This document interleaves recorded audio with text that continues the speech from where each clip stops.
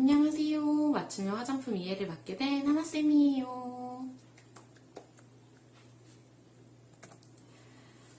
맞춤형 화장품 이해는 처음으로 이제 선다형 28문제, 단답형 12문제 이렇게 이루어서 40문제로 구성이 되어 있어요. 점수는 250문제로 배점이 되게 높은 편이에요. 과락이라고 해서 40% 이상 이하로 맞추면은 다른 어떤 과목에서 점수가 높아도 불합격이에요. 우리 맞춤형 화장품 이해는 총 40문제로 40%는 16문제예요. 그래서 최소 16문제는 맞춰야지 우리가 합격의 여부가 판결이 나요. 자, 맞춤형 화장품 이해에서 첫 번째로 맞춤형 화장품의 개요, 두 번째 피부 및 모발 생리의 구조, 세 번째 광림평가 방법 및 절차, 네 번째 제품 상담 및 제품 안내, 다섯 번째 혼합소분, 여섯 번째 충진 및 포장, 일곱 번째 재고 관리 이렇게 알아볼게요. 처음 첫 번째 맞춤형 화장품의 개요의 첫 번째 문제는 안전성 정보 관리, 보고 관리 중 옳지 않은 것을 고르는 문제예요. 우리 시험을 보면은 알겠지만 옳은 문제를 고르는 것보다 옳지 않은 문제를 고르는 게 더 많아요. 1번 중대한 유해 사례의 경우 15일 이내에 신속 보고를 해야 한다. 2번 1월부터 6월까지 안전성 보고는 7월 말에 해야 한다. 3번 중대한 유해 사례의 경우 7일 이내에 즉시 보고를 해야 한다. 4번 제품 및 제조 방법에 대한 설명 자료에는 제조관리사의 정보는 포함되지 않는다. 5번 제품별 안전성 자료는 최종 제조, 수입된 제품의 사용기간이 만료되는 날부터 1년 동안 보관을 해야 된다. 자, 이때 딱 봐도 중대한 유해 사례에 15일 이내로 신속 보고를 해야 하는지 7일 이내에 즉시 보고를 해야 되는지 두 가지 중에 하나를 고르는 문제인 것 같아요. 정답은 옳지 않은 것이기 때문에 3번이에요. 중대한 유해 사례의 경우에는 15일 이내에 신속 보고를 해야지 돼요. 자, 우리 여기서 봤을 때 제품 및 제조 방법에 대한 설명 자료는 제품명이 필요하고 제조업체 및 책임 판매업체의 정보가 필요하고 제조관리사의 기준서가 필요하고 제품 표준서, 제조관리 기록서 등 제조 방법에 관련 자료가 꼭 필요해요. 자, 두 번째 피부 및 모발 생리 구조의 첫 번째 문제예요. 유국세포는 어떤 특징을 가지고 있는지 그 특징 중에 옳지 않은 것을 고르는 문제예요. 1번 원형 모양의 유핵세포이다. 2번 가시세포라고도 한다. 3번 세포 재생이 가능하며 피부에 복구가 가능하다. 4번 세포질에 멜라닌 소체들이 들어있다. 5번 단백질 합성 효소들이 만들어진다. 정답은 1번이에요. 원형세포가 아니라 유국세포는 다각형 모양의 유핵세포예요. 유핵세포는 맞고 유핵세포이기 때문에 세포 재생이 가능하고 단백질 합성 요소가 만들어지는 거예요. 자, 이번 문제를 넘어가기 전에 맞춤형 화장품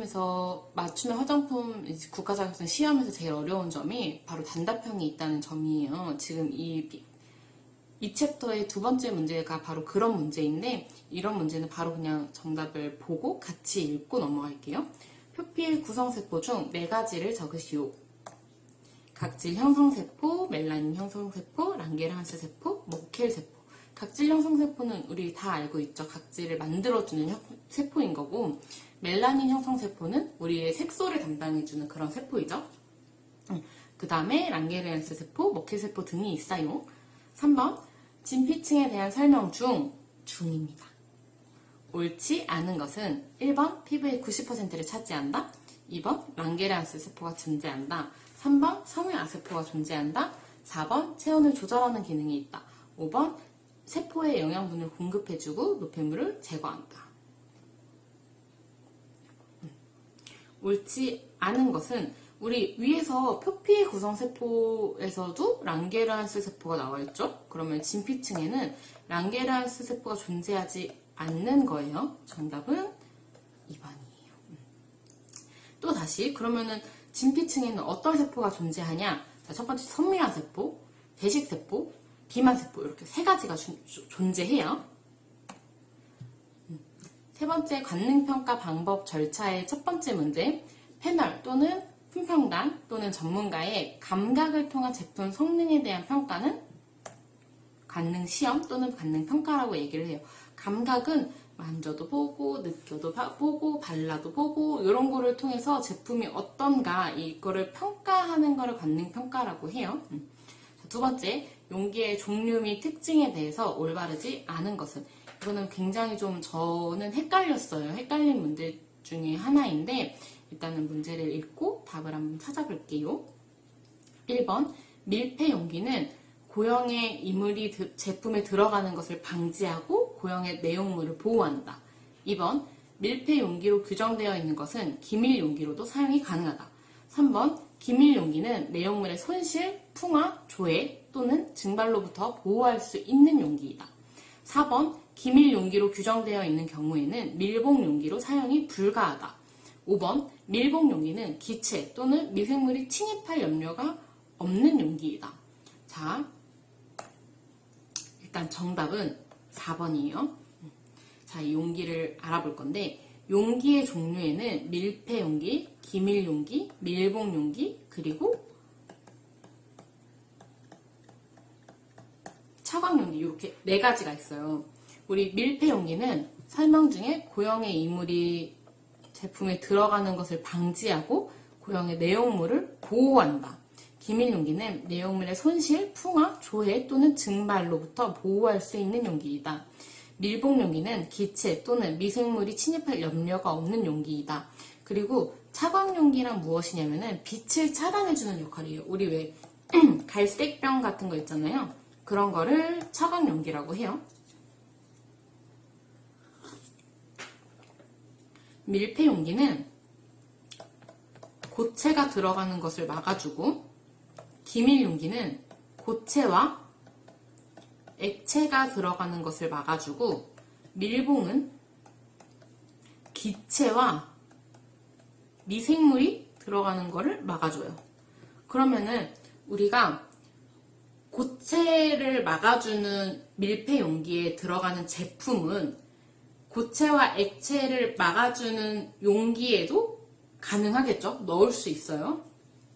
그리고 고체와 액체를 다 막아주는 제품에 담는, 그러니까 용기에 담는 제품은 기체 또는 기체와 미생물을 막아주는 용기에 담을 수 있어요. 그쵸? 그러니까 용기로 보지 말고 용기 안에 들어가 있는 제품으로 따지면은 밀폐 용기에 넣는 제품은 기밀 용기에도 넣을 수 있고, 기밀 용기에 들어가는 제품은 밀봉 용기에도 들어갈 수 있어요. 그리고 밀봉 용기에 들어가는 제품은 더 강력한 차광 용기에도 들어갈 수 있어요. 그런 의미예요. 저는 이거를 용기 자체로 봐서 되게 헷갈렸던 문제인데 저보다 똑똑하신 분들은 많기 때문에 그렇게 한번 해석을 해주시고, 이거는 되게 저는 헷갈렸던 문제라서 잘 이해하고 넘어가셔야지 되세요. 이거는 되게 저는 헷갈렸던 문제라서 다시 한번 짚고 넘어갔어요. 자, 세 번째, 맞춤형 화장품 중 씻어내지 않는 제품을 제조하는 과정에서 사용을 제한하지 않는 경우. 자, 사용을 제한하지 않는 경우예요. 제한도 부정이고 않는도 부정이기 때문에 이중부정으로 들어가서 사용이 가능한 경우를 찾으면 돼요. 이거는 정답을 보고 설명을 드리면은, 자, 씻어내는 제품은 0.01%를 초과할 경우 제한하고, 씻어내지 않는 제품은 0.001%를 초과하는 경우에 제한해요. 경우인데 또 오타 났네요. 자, 0.001%를 초과하는 경우에 제한한다. 그러면은 씻어내지 않는 제품의 경우 1%를 포함해도 괜찮은 거예요. 0.001%를 포함한 상태에서 이거보다 적은 만큼이 사용이 가능하다. 이거보다, 그러니까 0.001%는 안 되는 거예요. 그렇게 이해를 해주시고 정답은 1번입니다. 그러면은 똑같아요. 씻어내는 제품이 0.01% 초과하면 할 경우 제한해요. 그러면은 0.01%는 가능한 거, 0.011%는 불가능한 거. 그렇게 이해해 주시면 되세요. 4번 넘어갈게요. 제품 상담 및 제품 안내. 1번 일반 화장품 10mg 이하의 화장품 또는 판매 목적이 아닌 화장품에 표시 기재하지 않아도 되는 것은 우리 흔히들 왜 화장품 하나 사면은 조그맣게 샘플 주잖아요. 그거에 표시 기재하지 않아도 되는 것이에요. 1번 화장품의 명칭, 2번 화장품 책임 판매업자의 상호, 3번 화장품 판매업장의 주소, 4번 제조번호, 5번 가격. 자, 여기서 봤을 때 주소는 필수 기재사항이 아니에요. 얘는 기재하지 않아도 돼요. 우리 샘플을 봤을 때 이 화장품이 뭔지는 알아야 되고, 이 화장품을 누가 팔았는지도 알아야 되고, 이 화장품에 어떤 원료가 들어갔는지도 알아야 되고, 이 화장품을 사면은 얼마인지도 알아야 돼요. 근데 주소는 뭐 중국에서 만들 수도 있고, 한국에서도 만들 수도 있고, 서울에서 만들 수도 있고, 저 시골에서 만들 수도 있기 때문에 굳이 표시하지 않아도 되고, 이 제조번호 같은 경우에는 제가 방금 얘기했던 것처럼 이 화장품에 어떤 원료가 들어갔는지는 알아야 되잖아요. 그렇기 때문에 이 제조번호를 검색을 하면은 이 제품에는 어떤 원료가 들어있다 이렇게 쫙 다 알 수가 있어요. 그래서 이거는 되게 오지선다 문제로 되게 잘 나올 수 있는 문제라서 딱 기억을 해주시는 게 좋아요. 표시 기재해야 하는 게 화장품의 명칭, 화장품 책임 판매업자의 상호, 제조번호, 사용기한 또는 개봉 후 사용 기간, 가격 등을 표시 기재한다. 이거는 그냥 딱 알고 가시면은 훨씬 수월하게 문제를 풀 수 있어요. 자, 2번 화장품 제조 성분 표시에 대해 옳지 않은 것. 1번 글자 크기는 5포인트 이상으로 한다. 2번 성분을 표시할 때는 표준화된 일반명을 사용한다. 3번 모든 성분은 함량이 많은 것부터 순서대로 기재 표시를 한다. 4번 착향제는 향료로 표시가 가능하다. 5번 천연 화장품은 천연 성분이 95% 이상으로 구성되어야 한다. 자, 정답은 3번이에요. 모든 성분은 함유량이 많은 것부터 순서대로 기재 표시를 해야 한다. 이게 일반적으로는 큰 범위로 보면은 틀린 말은 아니죠. 왜냐면은 순서대로 기재를 해야 하는 게 맞는 거니까. 근데 1% 이하로 함유되어 있는 성분은 순서대로 기재하지 않아도 돼요. 우리 왜 제품을 샀을 때 가장 밑에를 보면은 뭐 향료가 먼저 적혀 있는 경우도 있고 뭐 착색제가 먼저 적혀 있는 경우도 있는데 이거는 규제하지 않아요. 1% 이하로 들어가는 거는 그냥 너네 마음대로 이렇게 괜찮아 써 이렇게 해요. 근데 그게 또 예외 상황이 있기는 한데 우리는 요 문제만 봤을 때는 모든 성분은 순서대로 기재하지 않고 이제 큰 아이들은 순서대로 기재를 하되 1% 이하로 들어간 애들은 순서가 상관없이 그냥 편하게 기재를 할 수 있다 이렇게 알고 계셔 주세요. 3번 단답형으로 세 문제 준비되어 있어요. 이거는 3번 읽어볼게요. 표시, 광고에서 주장한 내용 중에서 사실과 관련한 사항이 진실임을 증명하기 위하여 작성된 자료. 우리가 표시 광고를 하기 위해서 이게 진짜야. 이게 진짜임을 너한테 이렇게 보여줄게. 자, 이거 봐봐. 이거 진짜지. 이렇게 증명을 할 수 있는 자료예요. 이게 실증 자료. 그러면은 이 자료가 있으면은 자료 말고 봐봐 우리 이렇게 연구를 했어. 우리가 이거를 이게 맞지? 이렇게 미백 효과가 있지? 이렇게 탄력 효과가 있지? 봐봐 이거 봐봐 이렇게 연구를 보여주는 게 실증 방법. 화장품 영업자를 대상으로 사전 예방적 안전관리를 위해 선제적으로 하는 대응 감시. 그러니까 영업자를 대상으로 이러한 일이 일어날 것 같아. 근데 이러한 일이 일어나기 전에 선제적으로 먼저 대응하는 방법을 이제 감시하는 거죠. 그거는 기획 감시. 5번째 혼합소분 넘어갈게요. 1번 고급 지방산 중 옳지 않은 것은 1번 스테아린산은 화재, 증점제로 많이 활용한다. 2번 라우린산은 거품을 내는 성질을 가진다. 3번 올레인산은 올리브유의 주성분으로 크림류에 사용이 된다. 4번 팔미팅산은 피부 보호작용을 하며 불포화 지방산이다. 5번 미리스틴산은 여드름을 유발한다. 우리 헷갈리는 게 고급 지방이면은 보통 거품이 안 나지 그냥 미끌미끌하지 이렇게 생각할 수 있잖아요. 그래서 2번이 조금 헷갈릴 수 있어요. 하지만 정답은 4번이에요. 팔미티산은 피부에 보호작용들 하지만 불포화 지방산이 아니에요. 팜유에서 얻어지며 포화 지방산이에요. 그쵸? 그렇기 때문에 정답은 4번이에요. 2번 보존제 중 파라벤의 설명 중 옳지 않은 것은 1번 파라벤은 화장품에 가장 흔하게 사용되며 알레르기 반응이 낮다. 2번 에틸파라벤은 지용성 물질에 대한 방부 역할을 한다. 3번 메틸파라벤은 수용성 물질에 대한 방부 역할을 한다. 4번 프로필파라벤은 지용성 물질에 대한 방부 역할을 한다. 5번 부틸파라벤은 지용성 물질에 대한 방부 역할을 한다. 자, 이 파라벤들이 뭐에 대해 방부 역할을 하는지를 알아보는 문제죠. 보면은 파라벤 같은 경우에는 우리 사용하는 보존제 중 가장 많이 사용하고 있는 성질이에요. 성분인데 파라벤은 그래서 화장품 중 가장 흔하게 사용되고 알레르기 반응이 낮기 때문에 가장 흔하게 사용할 수 있는 거죠. 자, 정답은 에틸파라벤. 에틸파라벤이에요. 에틸파라벤은 지용성 물질에 대한 방부 역할을 하는 게 아니라 수용성 물질에 대한 방부 역할을 해요. 에틸과 메틸은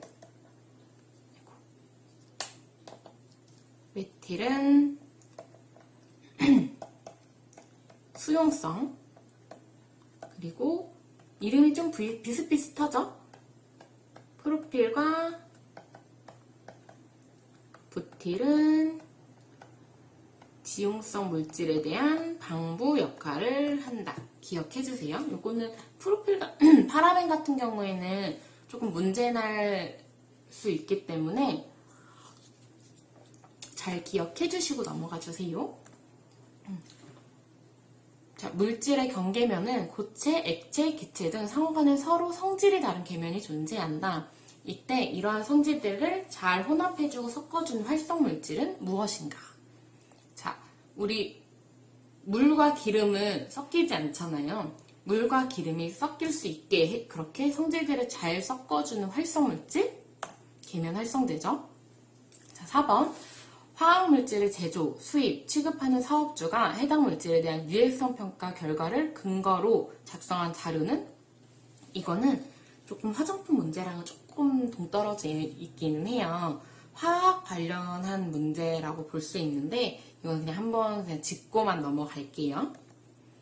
MSDS라고 요거는 그냥 앞쪽은 읽어만 봐주시면 되시고 그래서 MSDS가 뭔데? 라고 하시면은 물질 안전 보건 자료이다. 그냥 요 정도만. 그래서 화학 물질을 제조, 수입, 취급하는 사업주가 해당 물질에 대한 유해성 평가 결과를 근거로 작성한 자료.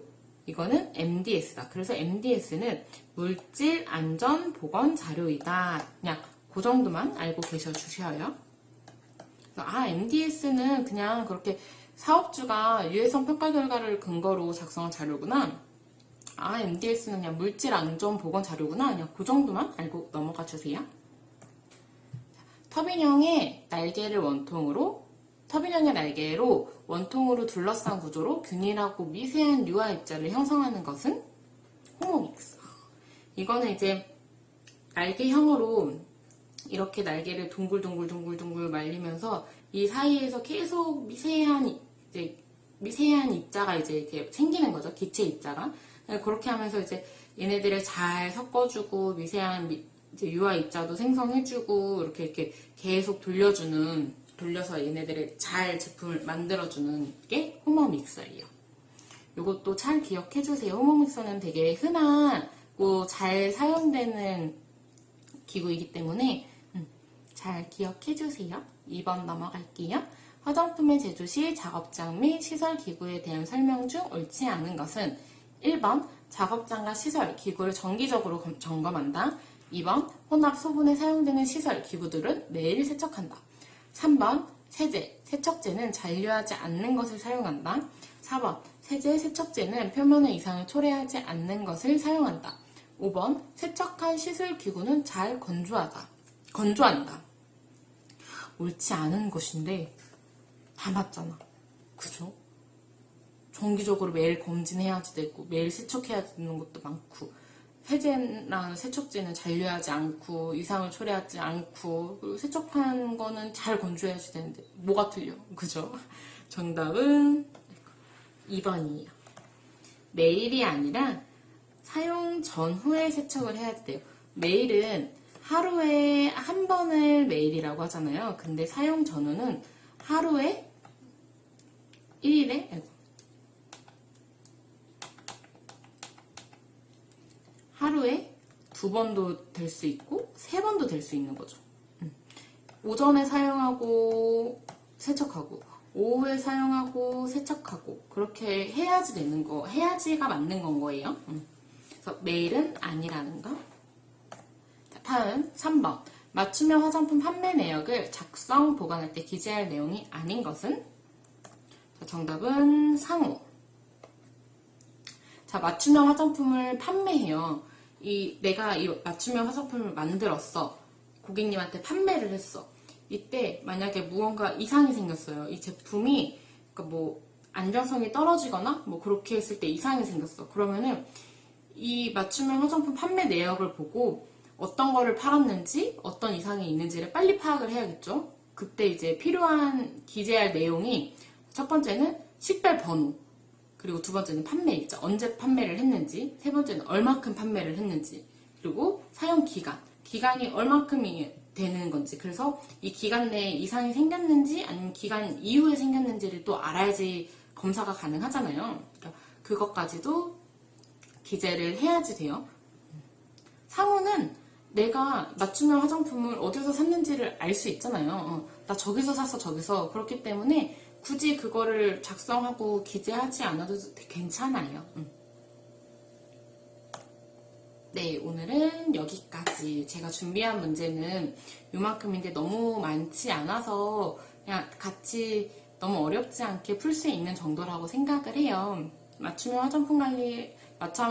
화장품 시험 같은 경우는 단답형이 있기 때문에 일반 우리 다른 자격증 필기시험이랑은 좀 다르게 단답형 때문에 조금 어려워하시는 분들이 많으세요. 근데 단답형도 그냥 단어로 되어 있는 문제들이 더 많기 때문에 우리가 문제 많이 풀어보면은 이렇게 쉽게 어렵지 않게 넘어갈 수 있어요. 그리고 책을 처음부터 끝까지 다 보는 것보다 문제를 풀어가면서 내용을 다 알아가는 것이 훨씬 더 우리한테는 문제 풀기가 더 쉽기 때문에 저희는 쪽집게처럼 많은 문제를 많이 풀어보고 합격률을 높게 할게요. 오늘 너무 수고하셨습니다. 애쓰셨어요. 안녕.